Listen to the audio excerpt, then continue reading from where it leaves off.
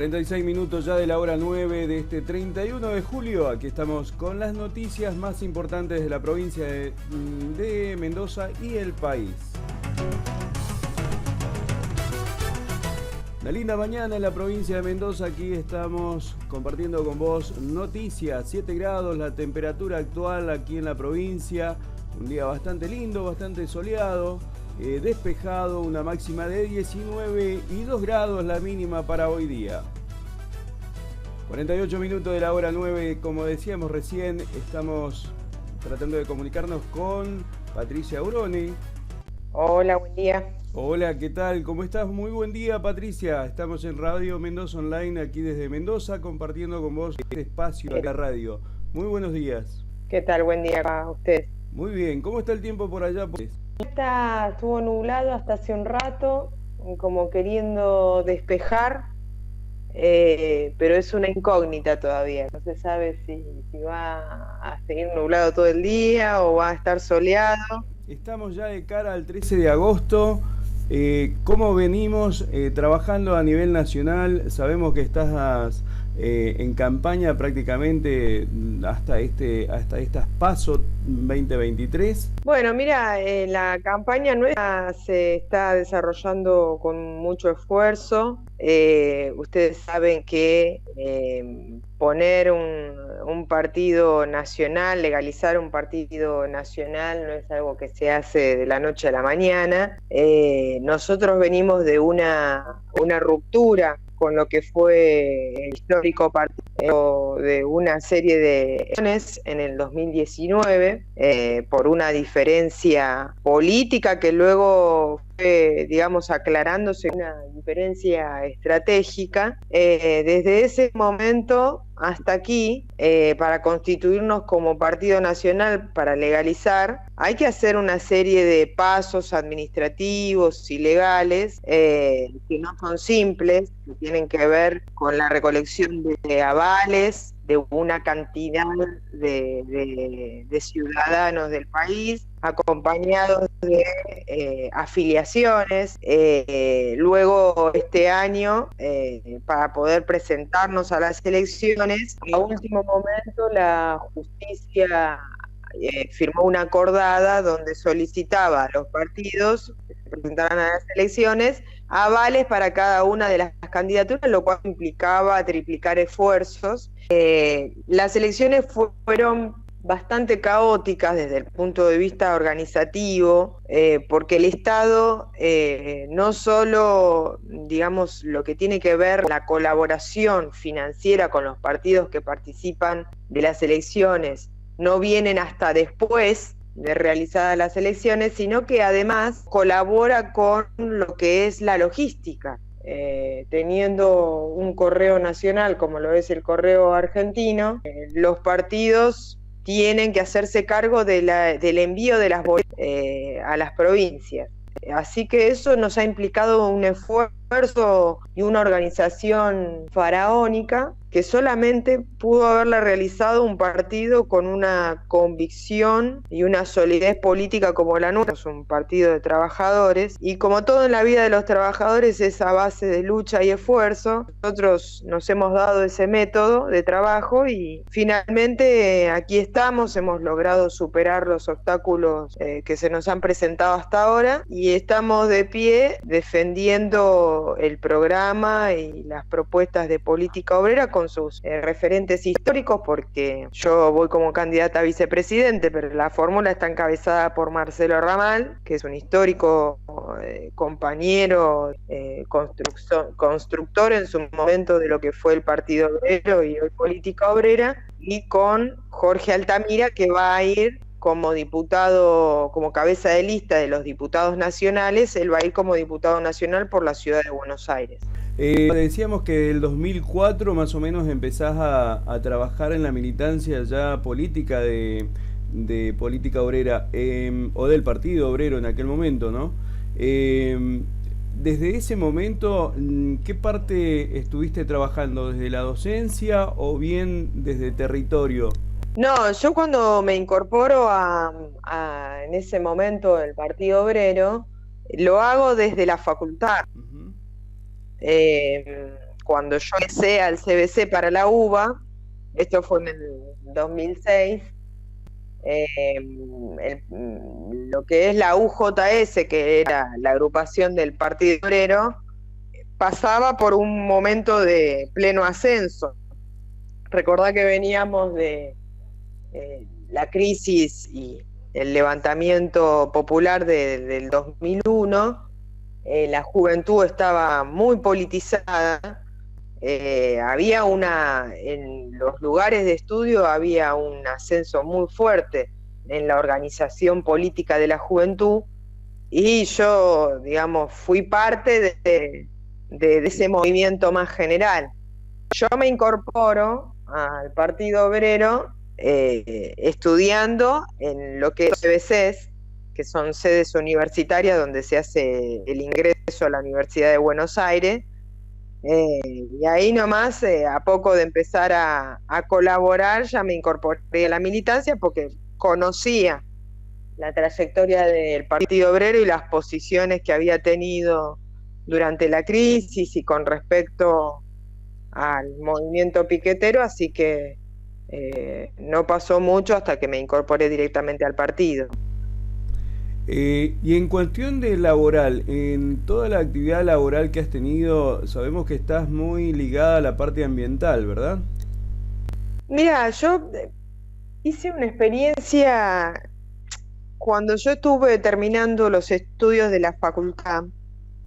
Bueno, la cuestión ambiental no solamente se filtró ya ahora, tiene cada vez más difusión en los medios, y también entre la academia. Esto naturalmente a mí me tocó. Yo el año pasado terminé los estudios míos de historia, después también de un esfuerzo, porque para los trabajadores llevar adelante una universitaria siendo trabajadores es el doble de difícil, porque uno tiene que trabajar y estudiar. Cuando estaba terminando los estudios decidí ligada al ambiente, y me di cuenta que había una línea de análisis ambiental muy ligada a una mirada política determinada por la visión burguesa de la sociedad. La mayoría de los análisis que existen parten del hecho de que la crisis ambiental y el cambio climático, en realidad no se lo menciona tanto como una crisis ambiental, sino como cambio climático, es generada por el hombre, es generada por el hombre en general. Y me di cuenta que había una omisión política muy marcada con esa visión, que tenía que ver con que evitaba mencionar que había una sociedad de clases, y que por lo tanto las clases de esa sociedad tienen una responsabilidad política diferenciada. En una sociedad como la sociedad capitalista, la que gobierna es la clase de la burguesía o de los empresarios, para decirlo de forma más comprensiva para la audiencia, y por lo tanto la forma en la cual se produce, en la cual se reduce esa sociedad y en la cual se lleva adelante la producción, tiene una lógica particular propia de la sociedad capitalista, que es la lógica del lucro. La lógica del lucro está en abierta contradicción con el cuidado del medio ambiente, porque al capitalista o al empresario lo que le interesa cuando lleva adelante un negocio es la ganancia. Nosotros tenemos un ejemplo muy cercano en el tiempo y en el espacio, que es el proyecto te decía, es el proyecto Fénix, que hace poquito la Secretaría de Cambio Climático aprobó el estudio de impacto ambiental y la audiencia referida al proyecto. El proyecto Fénix es una extensión de una reforma petrolera que se quiere hacer en las costas, enfrente de la provincia de Tierra del Fuego. Es una plataforma que pertenece a la empresa multinacional Total Austral, que ya existe, pero que la empresa pidió extensión. Para un proyecto de esas características o para una extensión de un proyecto de esas características, protocolarmente lo que los estados le piden a las empresas son estudios de impacto ambiental, en donde la empresa tiene que hacer una serie de evaluaciones. En el caso, por ejemplo, de esta empresa, del lecho marítimo, de las características del ecosistema donde se va a instalar el proyecto, para saber en el mediano y en el largo plazo cómo va a impactar la actividad, en este caso la actividad de extracción petrolera, en ese ecosistema. En la audiencia pública que evaluó el estudio de impacto ambiental, hubo quejas por las limitaciones que tenía el estudio. El estudio omitía análisis sísmicos, omitía el estudio de la vegetación del ecosistema marítimo de la cuenca, algo que es muy importante porque, no sé si la audiencia lo sabe, pero la gran mayoría del oxígeno que se produce en nuestro planeta se produce por la vegetación del mar, a diferencia del prejuicio que uno generalmente tiene que el oxígeno se genera por los árboles que tenemos sobre la corteza terrestre. Esta y otras omisiones más fueron planteadas, además de que la audiencia fue una audiencia virtual, no presencial. No estaban los responsables de la empresa en esa audiencia. Y con todas estas omisiones y estas desprolijidades, incluso admitidas y reconocidas por la misma secretaria de Ambiente de la provincia, que no había tenido tiempo de leer los informes, había informado. Aún así, con todas estas desprolijidades, la Secretaría de Cambio Climático a nivel nacional aprobó la audiencia, aprobó el estudio y el proyecto Fénix sigue adelante. Cuestiones, primero la que mencioné al principio, que tiene que ver con que el lucro, la necesidad y la voracidad del capital por obtener ganancias, se lleva puesto cualquier protocolo de los que propone la ONU y las organizaciones referidas a la cuestión ambiental de la ONU, y los estados y las organizaciones, secretarías y ministerios ligados a la cuestión. Todos estos protocolos son derribados a la hora de definir si lo que prima es el cuidado del medio ambiente o el lucro. ¿Por qué? Y en el caso particular de Fénix, a la empresa le interesa poner a producir la plataforma rápidamente, además porque el contexto internacional es un contexto favorable para la producción de este tipo de materias primas como el gas y como el petróleo, sobre todo en el contexto de la guerra de Ucrania, y al Estado argentino, que está apurado en aprobar el proyecto, porque, como todos los funcionarios del gobierno dicen, el mismo Massa lo dice, y hasta como acuerdan en decir los candidatos de Juntos por el Cambio, Argentina tiene que crear divisas para pagar la deuda externa. Y en ese programa de generar divisas para pagar la deuda externa se esconde una vía libre para todo este tipo de proyectos y de hidrocarburos, pero también de minería, también de soja, que están provocando que ya en algunos casos, como el caso del petróleo, de la soja y de la minería, están provocando un impacto fuerte de contaminación de las cuencas, de contaminación de las tierras y de las napas de agua en el caso de la soja, de expulsión de originarias y contaminación de agua como el caso de los proyectos mineros. Ahora toda esta vía libre se lleva adelante en aras de la atracción de divisas para el pago de la deuda.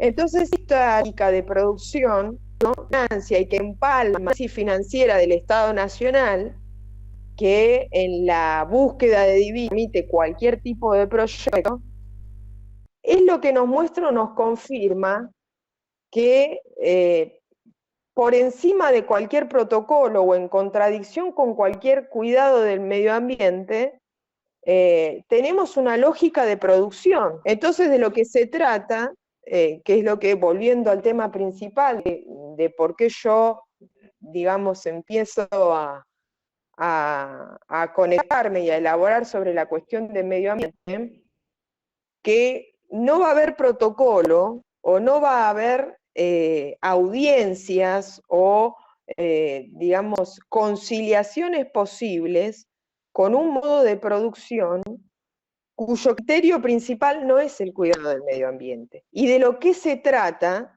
cuando tenemos una sociedad dirigida por una clase cuyas prioridades son otras, es de superar esa sociedad y reemplazar políticamente a la clase que dirige. Patricia, en este contexto de trabajo que están realizando con Ramal también, de cara al, si en este caso las pasos ya le dan la posibilidad a ustedes de poder estar más presentes dentro de lo que es la política argentina, ¿cómo vendríamos a trabajar el aspecto económico con respecto al pago de la deuda externa? ¿Cómo vamos a trabajar con la parte de minería, que es uno de los temas fundamentales que ustedes, como veías recién, es todo un tema para poder verlo?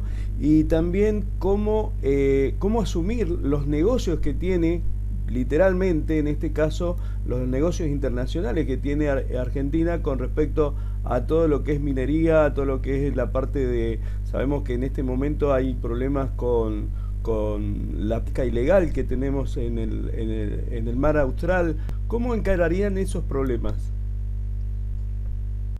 Bueno, mira, de alguna manera lo que me gusta mucho de discutir la cuestión ambiental es que mirar a Argentina y al mundo de una manera más global. Entonces permite encarar los problemas de forma más entendible. La cuestión de la deuda es la cuestión principal y aparece en cada uno de los problemas que uno quisiera estudiar. Siempre el bloqueo principal positivo de la economía nacional y del desarrollo de la clase obrera de nuestro país es la deuda.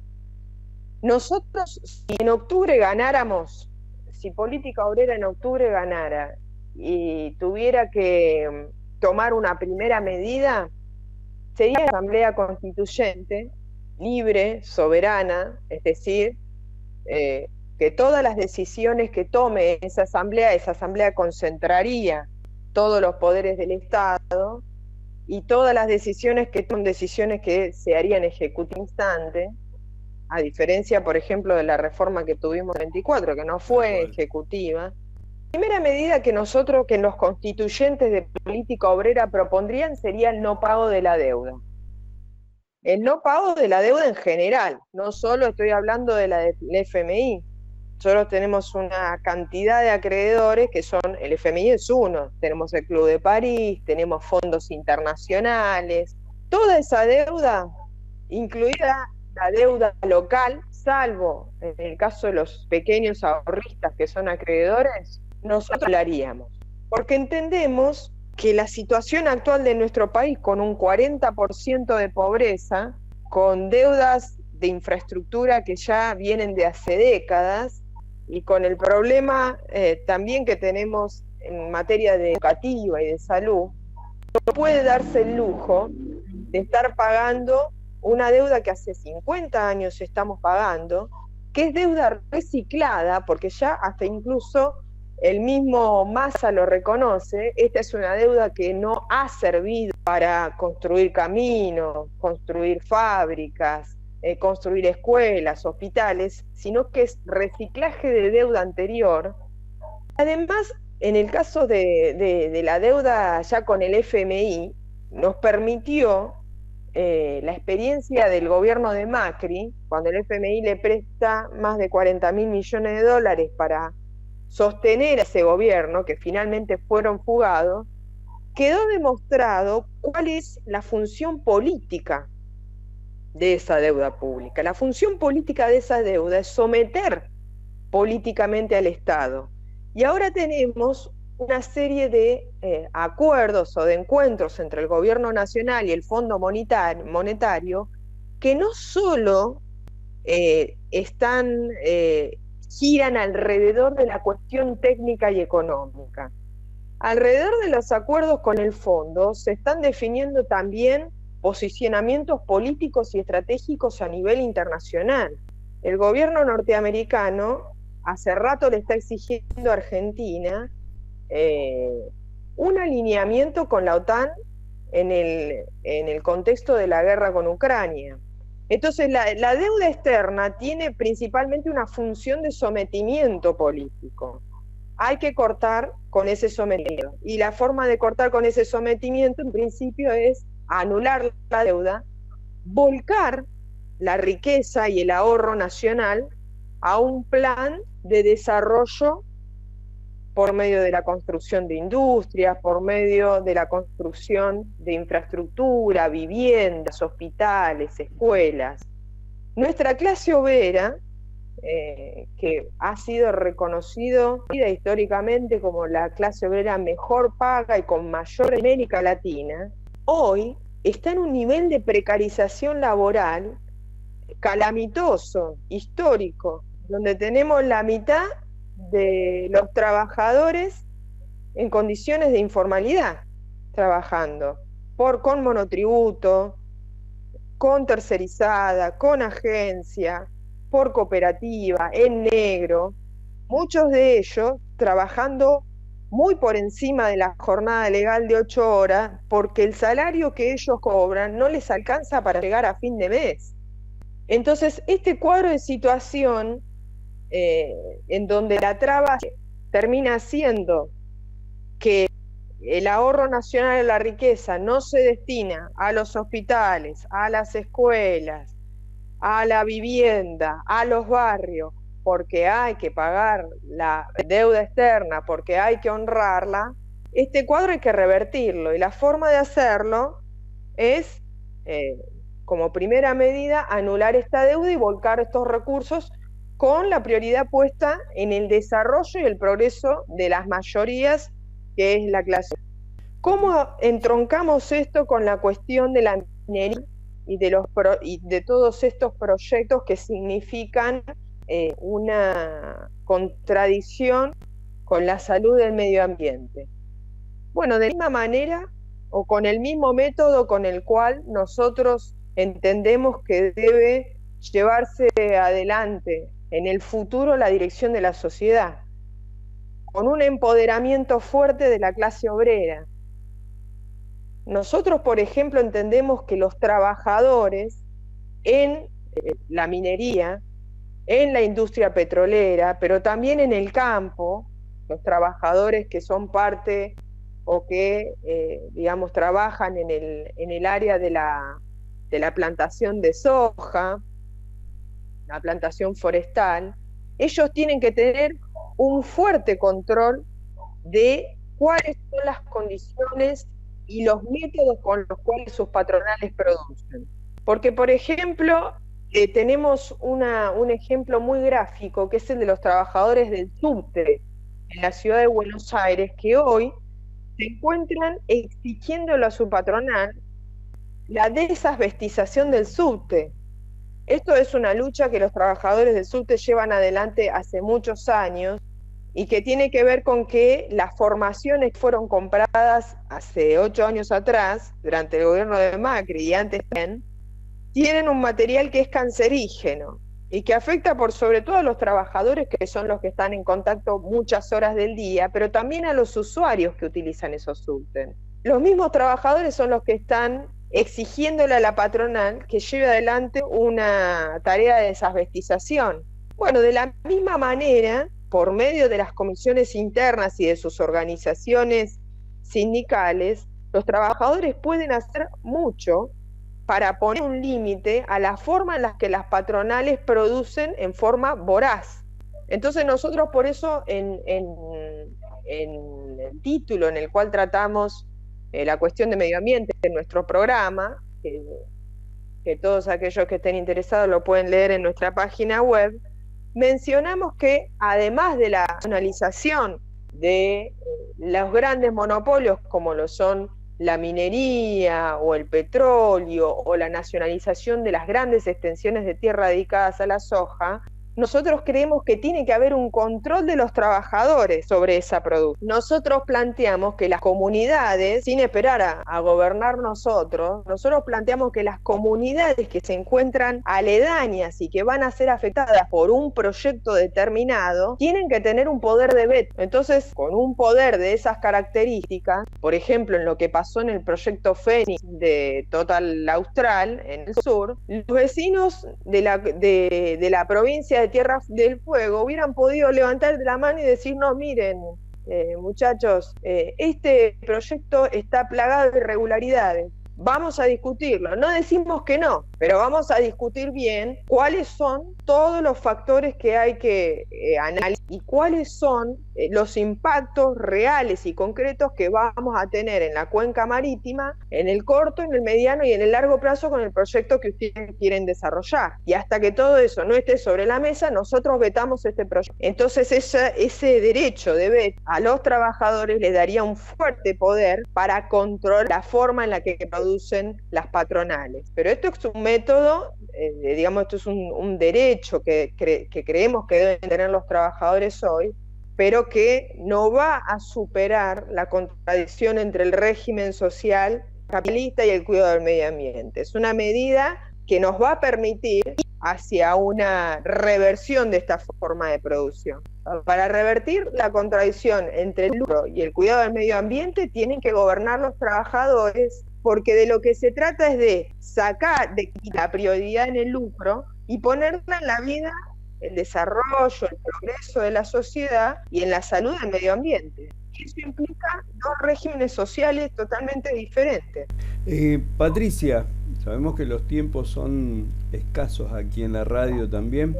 Ya para ir finalizando, ¿qué es lo que dejarías al pueblo argentino para que te voten este 13 de agosto? No solamente a vos, sino también a Ramal, también allí que comparten la fórmula y tienen un buen proyecto a través de cada uno de los ítems que hemos estado hablando. Bueno, mira, en principio, y para ser muy sintética, lo que le diría a tu audiencia es que si ellos creen que lo que yo desarrollé hasta acá es correcto, si están de acuerdo con las ideas que acabo de plantear, sobre todo, para ser sintética, que la prioridad tiene que estar puesto en el desarrollo y en el progreso de la familia trabajadora y de los trabajadores en general, que hay que recuperar los espacios perdidos en cuanto a los derechos laborales y en cuanto al bienestar, las condiciones de trabajo y el bienestar del trabajador, nos voten el 13 de agosto para que nosotros esto que estuvimos discutiendo acá y estas ideas ejes, que es la agenda de los trabajadores, esté en las discusiones de cara a las elecciones generales de octubre. Porque lo cierto es que los patronales, Juntos por el Cambio, Unión por la Patria, Javier Milei, están en una fuerte campaña de agresión y de guerra contra los derechos laborales, que ya no ocultan a esta altura de las elecciones. Ya dicen perfectamente claro que quieren ir por una reforma laboral, quieren ir por la eliminación de las indemnizaciones por despido, lo que implica un vía libre al despido por parte de patronales. Van a ir pagando la deuda, es decir, que van a seguir privilegiando los beneficios y los intereses de un reducido grupo por encima de las mayorías de este país. Entonces, si ellos consideran que estas ideas que yo estuve defendiendo acá y que la agenda de los trabajadores tiene que estar en la discusión general y que la voz de los trabajadores tiene que aparecer, que nos voten el 13 de agosto y nosotros vamos a ser la organización de la izquierda que más consecuentemente va a defender estos intereses. Perfecto, muchísimas gracias por todo, muy bueno explayado todo lo que hemos charlado, justamente para que la gente tenga un poco más el panorama más claro con respecto a la propuesta, así que te agradecemos mucho la atención, Patricia. Sabemos que estás pero muy ocupada en este momento con muchas actividades, así que te damos gracias desde aquí el ratito que has tenido para con nosotros. Bueno, José, muchísimas gracias a ustedes por darnos este espacio y bueno, ojalá podamos encontrarnos próximamente para seguir charlando de estos temas. Bueno, muy buena suerte. Saludos allí a Ramal también y a toda la gente que está trabajando junto a vos. Bueno, serán dados. Muchas gracias a ustedes. Buen día. Gracias.